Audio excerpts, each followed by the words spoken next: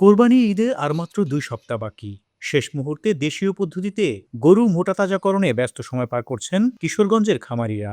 সকাল বিকাল গোসল করানো, খাওয়ানো সহ নানা রকম পরিচর্যা চলছে অবিরত। এবার উৎপাদন খরচ বেশি হলেও ভালো দাম পাওয়ার আশা খামারিদের।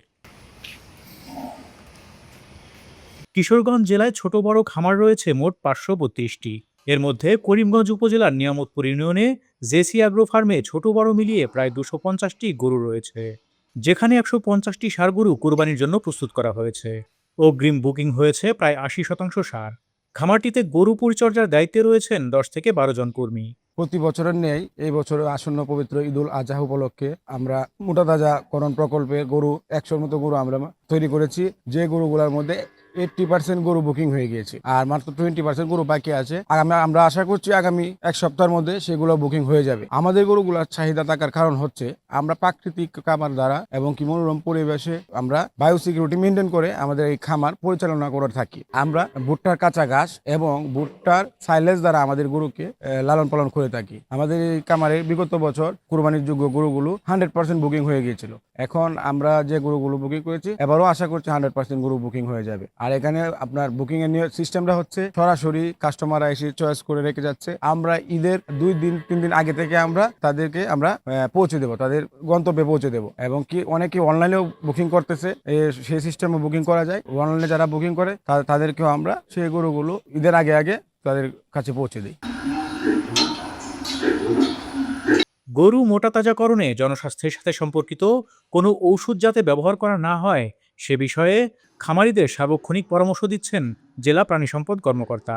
আসন্ন কুরবানি ঈদ উপলক্ষে জেলা প্রাণী সম্পদ বিভাগ কিশোরগঞ্জ ব্যাপক প্রস্তুতি গ্রহণ করেছে। আমরা এই বিষয়টা নিয়ে আসলে সারা বছরই কাজ করে থাকি, তবে খামারিদের পাশে থাকি। আমাদের এই বছর মোট কুরবানি প্রাণীর চাহিদা রয়েছে ১,৫২,১৮৫টির। আমরা উৎপন্ন করেছি ১,৯১,৪০৬টির। সেই হিসেবে উদ্বৃত্ত রয়েছে ৩৯,২২১টি প্রাণী। আমরা শুরু থেকেই খামারিদেরকে উদ্বুদ্ধ করতেছি তারা যেন স্টেরয়েড, হরমোন বা গ্রোথ হরমোন, আনইউজুয়াল ড্রাগ যেগুলো জনস্বাস্থ্যের সাথে সম্পর্কিত, এগুলি যেন তারা ব্যবহার না করে সেই জন্য আমরা শুরু থেকে উঠান বৈঠক করছি, তাদেরকে লিফলেট বিতরণ করেছি এবং আমরা অপেশাদার মাংস ব্যবসায়ী বা মসজিদের ইমাম মুয়াজ্জেম প্রতিটা উপজেলা আমরা 30 জন করে তাদেরকে প্রশিক্ষণ দিয়েছি এবং তারা যেন চামড়াও সংরক্ষণ করতে পারে এই ব্যাপারেও আমরা তাদেরকে প্রশিক্ষণ দিয়েছি। তারা কুরবানির গরুটা কিভাবে, কুরবানির আগে কি প্রস্তুতি নিতে হয়, কুরবানির সময় কিভাবে কুরবানি দিতে হয়, কুরবানির পরে কি প্রস্তুতি, চামড়া সংরক্ষণের জন্য কি প্রস্তুতি নিতে হয়, এই বিষয়গুলো আমরা তাদেরকে প্রশিক্ষণ দিয়েছি। তো আশা করি ইনশাল্লাহ আগামী